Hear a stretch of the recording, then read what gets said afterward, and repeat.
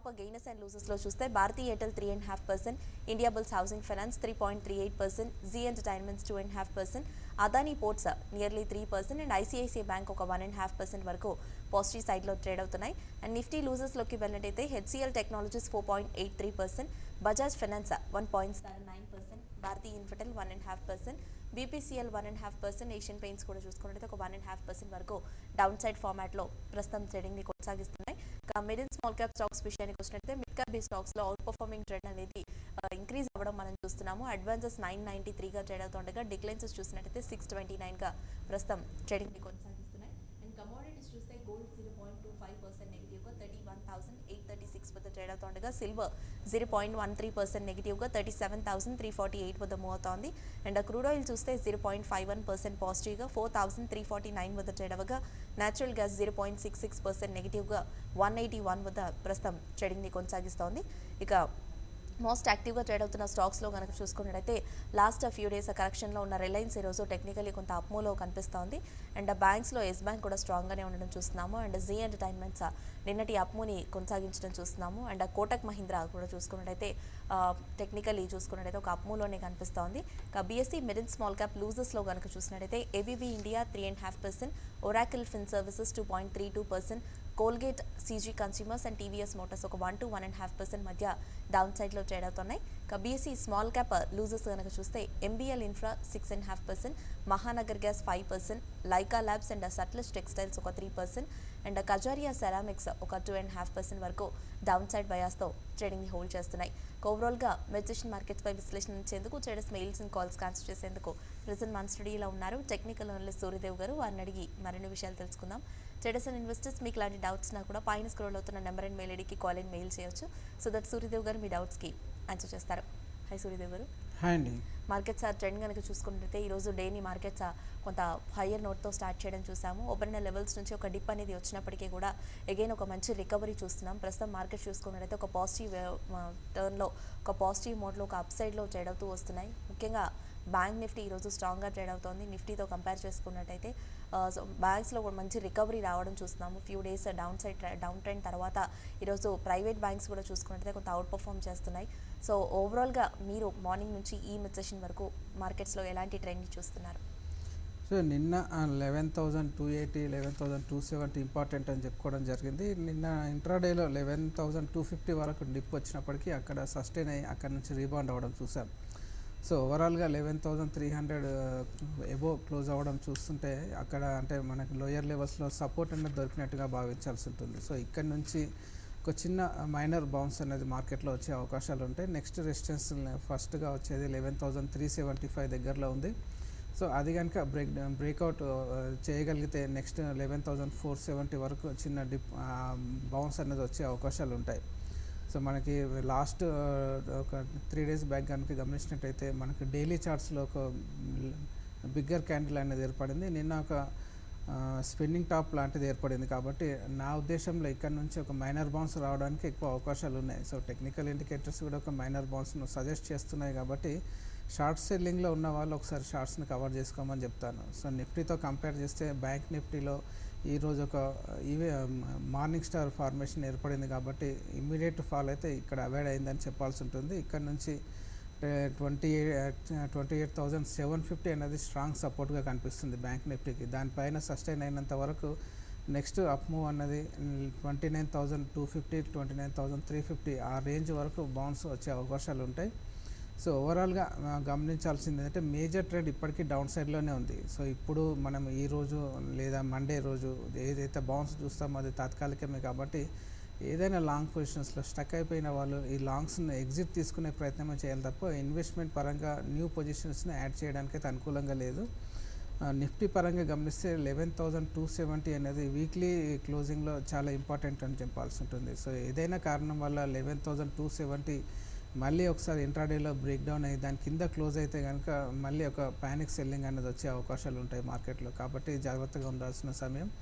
Long positions ఉంటే కనుక 11,270 దగ్గర స్ట్రాంగ్గా స్టాప్ లాస్ అనేది పెట్టుకోవాల్సి ఉంటుంది. సో దానిపైన ఉన్నంత వరకే బుల్స్కి కొద్దిగా స్ట్రెంత్ అనేది వస్తుంది. దాని బ్రేక్ డౌన్ అయితే కనుక బేర్స్ మళ్ళీ మార్కెట్ని లీడ్ చేసే అవకాశాలు ఉన్నాయి. సో సెక్టోరల్ వైజ్ గమనించిన చాలా వరకు సెక్టర్స్ ఈరోజు గ్రీన్లోనే అంటే బుల్లిష్గానే ట్రేడ్ అవ్వడం చూస్తున్నాం. అది ఇంకా కొద్దిగా కొనసాగడానికి ఎక్కువ అవకాశాలు ఉంటాయి.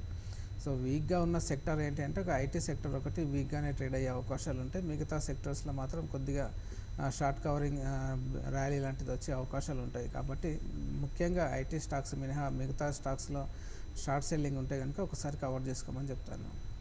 ఓకే సార్, దేవ్ గారు, ఇక ముఖ్యంగా చూసుకున్నట్టయితే రిలయన్స్ ఈరోజు టెక్నికలీ కొంత స్ట్రాంగ్గా కనిపిస్తూ ఉంది. ఒక ఫ్యూ డేస్ కంటిన్యూస్ కరెక్షన్ తర్వాత చూసుకున్నట్టయితే ఈరోజు ఒక చిన్నపాటి రికవరీ అనేది ఇందులో రావడం చూస్తున్నాము. మార్నింగ్కి ఇప్పటికీ కూడా చూసుకున్నట్టయితే ఈ స్టాక్ ఒక అప్ సైడ్ బయాస్తోనే ట్రేడింగ్ని హోల్డ్ చేస్తూ రావడం మనం అబ్జర్వ్ చేస్తున్నాము.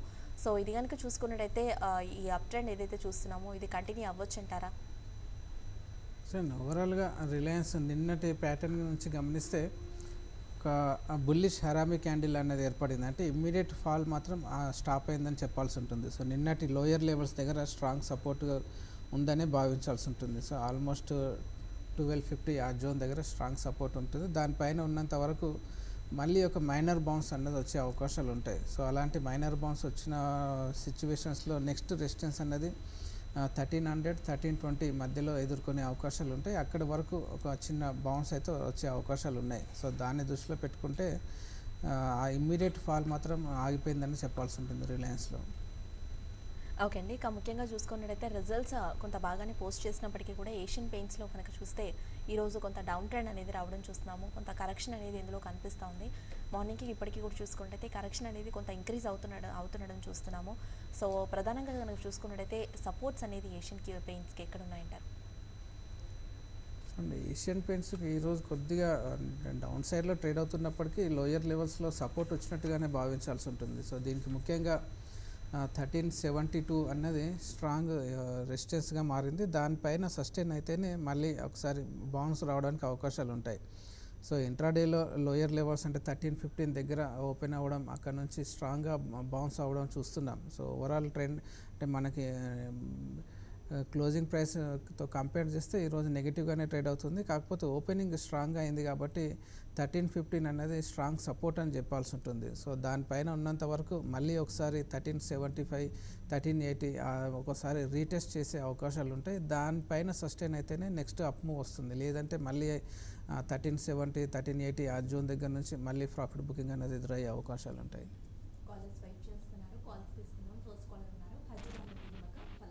Hello, yeah madam, good afternoon madam. Yeah, this is Himakar. నేను యాక్చువల్గా యునైటెడ్ స్పిరిట్స్ ఒక 550లో ఒక 70 స్టాక్స్ ఉన్నాయి.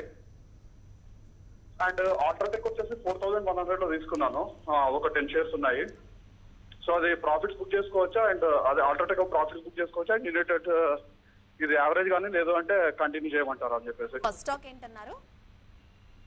UltraTech and united spirits.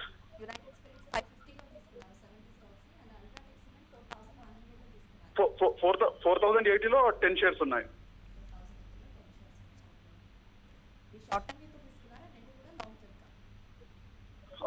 6 months to 1 year hold madam.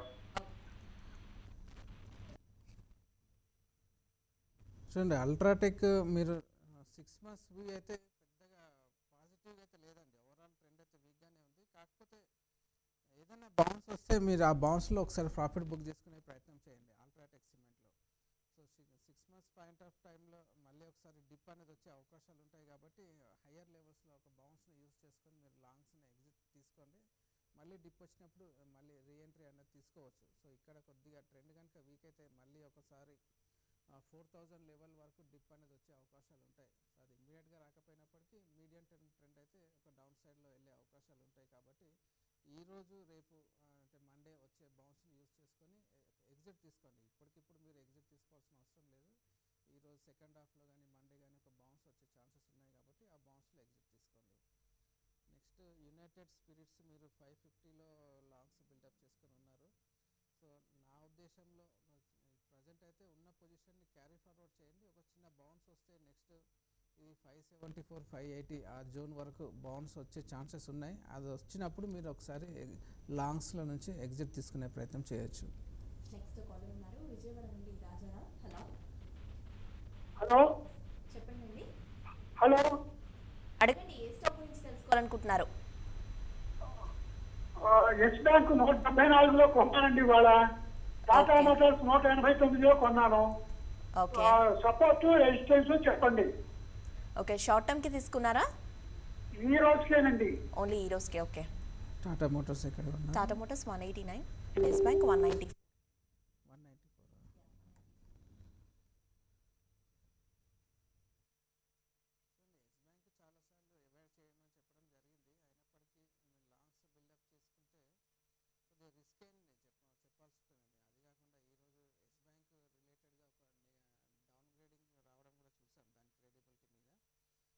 దాని ఇంపాక్ట్ ఈరోజు ఎస్ బ్యాంక్ పైన ఉండే అవకాశాలు ఉంటాయి. సో ఓవరాల్గా ఇంపార్టెంట్ సపోర్ట్ అని చెప్పాల్సి ఉంటే 160 దగ్గర ఇంపార్టెంట్ సపోర్ట్ అనేది చెప్పొచ్చు.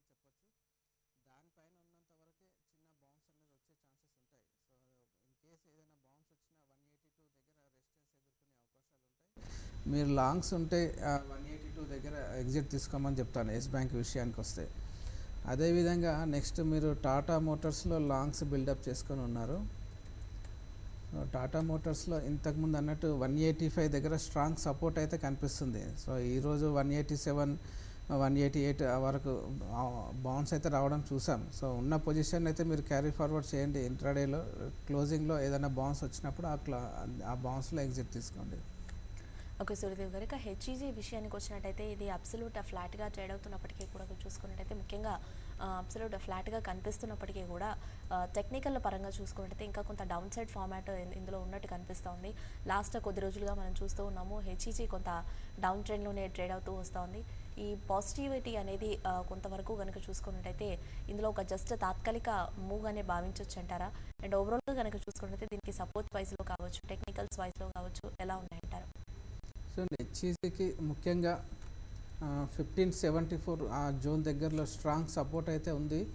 కాబట్టి మనకు ప్రీవియస్గా అదే లెవెల్ దగ్గర నుంచి బౌన్స్ రావడం చూసాం. మళ్ళీ ఇప్పుడు ఉన్న కరెంటు ఫాల్లో కూడా 1574 దగ్గర సపోర్ట్ తీసుకొని అక్కడి నుంచి రీబౌండ్ రావడానికి ప్రయత్నం చేస్తుంది. కాబట్టి నా ఉద్దేశంలో లాంగ్స్ ఉంటే కనుక 1574 దగ్గర స్టాప్ లాస్ అనేది మెయింటైన్ చేసుకోవాలి. దానిపైన ఉన్నంత వరకు ఒక చిన్న బౌన్స్ అన్నది హెచ్ఈజీలో వచ్చే అవకాశాలు ఉంటాయి. అలాంటి సిచ్యువేషన్స్లో నెక్స్ట్ రెసిస్టెన్స్ అన్నది 1850, 1900 ఆ జోన్ దగ్గర ఎదుర్కొనే అవకాశాలు ఉంటాయి. సో ప్రజెంట్ మాత్రం లోయర్ లెవెల్ సపోర్ట్ పైన ట్రేడ్ అవుతుంది కాబట్టి దానిపైన ఉన్నంత వరకు మైనర్ బౌన్స్ అన్నది వచ్చే ఛాన్సెస్ ఉంటాయి. ఒంగోలు నుండి శ్రీనివాస్ కాలర్ ఉన్నారు. హలో హలో శ్రీనివాస్ చెప్పండి. హలో శ్రీనివాస్, ఏ స్టాక్ గురించి తెలుసుకోవాలనుకుంటున్నారు? డాబర్, ఇమామి, మ్యారికో ఈ మూడిట్లో ఏది బెస్ట్ చాయిస్ అవుతుంది? అంటే లాంగ్ టర్మ్కి అడుగుతున్నారా, షార్ట్ టర్మ్ మీకా? అండి లాంగ్ టర్మ్కి. Okay, Dabur, Emami and Marico. సూర్యదేవ్ గారు, మీరు చెప్పిన 3 స్టాక్స్ ఎఫ్ఎంసీజీ సెక్టర్స్లోనే ఉన్నాయి. దాంట్లో ముఖ్యంగా స్ట్రాంగ్గా ఉన్న స్టాక్లో చెప్పాలంటే నా ఉద్దేశంలో అయితే డాబర్ ఒక ట్రెండ్ అనేది పర్టికులర్గా క్లియర్గా ఉంది. కాబట్టి డాబర్లో మీరు ఎవ్రీ డిప్లో కొద్దిగా అక్యుమిలేషన్ చేసుకోండి లాంగ్ టర్మ్ పాయింట్ ఆఫ్ వ్యూలో. సో ఇమామి కానీ మ్యారికో కానీ చార్ట్ ప్యాటర్న్స్ పెద్దగా ఇంప్రెసివ్గా లేవు. అంటే ఒక రేంజ్ బౌండ్లో ట్రేడ్ అయ్యే అవకాశాలు ఎక్కువగా ఉన్నాయి. కాబట్టి ఆ రెండింటిని మీరు ప్రస్తుతానికి అవాయిడ్ చేయండి. డాబర్లో మాత్రం ఎవ్రీ డిప్లో కొద్దిగా అక్యుమిలేషన్ చేయండి. ఒకేసారి ఇన్వెస్ట్మెంట్ మాత్రం చేయకండి. ఓకే, ఆల్టర్నేటివ్లో ఈ మెయిల్స్ కూడా చూద్దాము. గంగాధర్ మెయిల్ చేశారు. మార్క్సన్స్ ఫార్మా 3 monthsకి తీసుకోవచ్చానని అడుగుతున్నారు.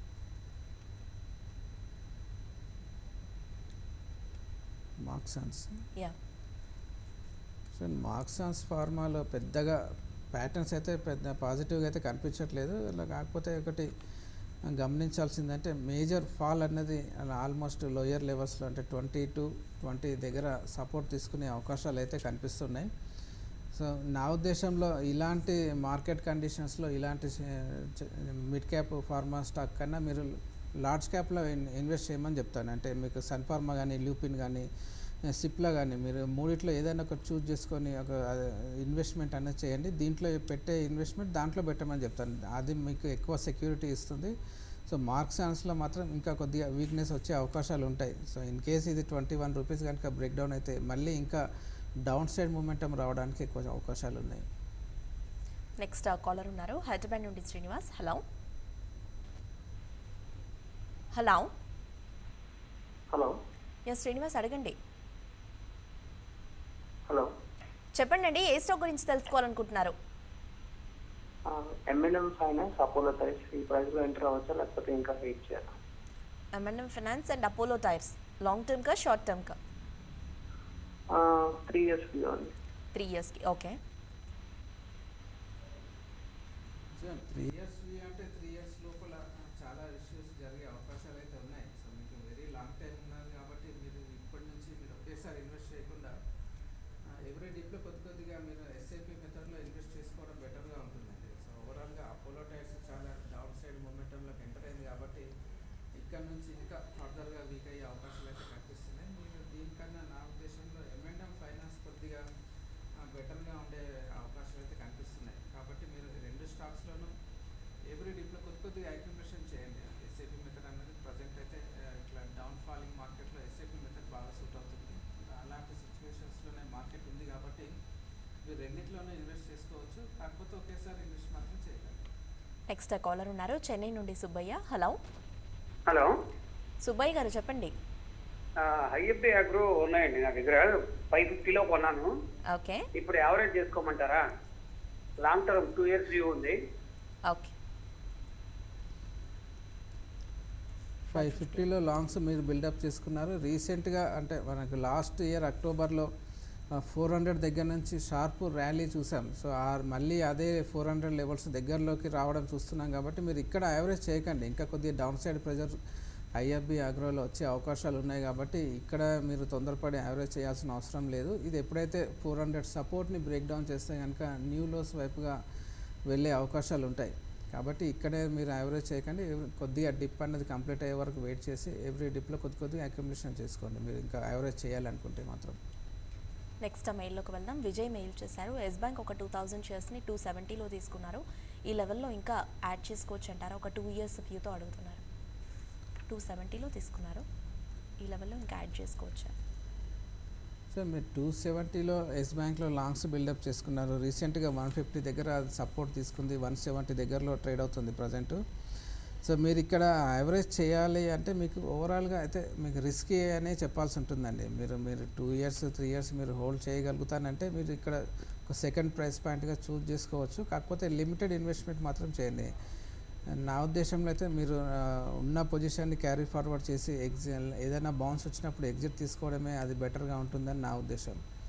లేదంటే 150 ఒకసారి బ్రేక్ డౌన్ అయ్యే వరకు వెయిట్ చేసి ఇంకా కొద్దిగా డౌన్ సైడ్ డిప్ వచ్చిన తర్వాత యావరేజింగ్కి ట్రై చేయమని చెప్తాను. ప్రజెంట్ మాత్రం 150 పైన ఉన్నప్పటికీ రాబోయే రోజుల్లో మళ్ళీ ఒకసారి 150ని బ్రేక్ డౌన్ చేసే అవకాశాలు ఎక్కువగా ఉన్నాయి టెక్నికల్గా. కాబట్టి ఈ తొందరపడి ఇదే లెవెల్లో యావరేజింగ్ చేయడం కన్నా కొద్దిగా డిప్ కంప్లీట్ అయ్యే వరకు వెయిట్ చేసి ఆ డిప్లో మీరు యావరేజ్ చేసుకుంటే కొద్దిగా బెటర్గా ఉంటుందని నా ఉద్దేశం.